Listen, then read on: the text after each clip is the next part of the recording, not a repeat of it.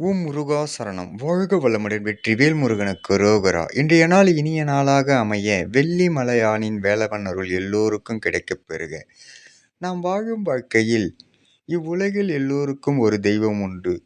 யார் யார் எந்த நிலையில் உள்ளார்களோ அதற்கு காரணம் அந்த தெய்வத்தின் அருளாசியே.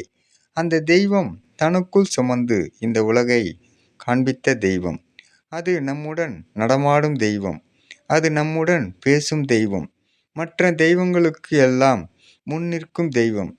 அந்த தெய்வத்தை வணங்கியவர்கள் வாழ்வில் உச்சத்தை தொட்டவர்களாக இருப்பார்கள். அந்த தெய்வமே நம்மை பெற்றெடுத்த அன்னை என்ற தெய்வம்.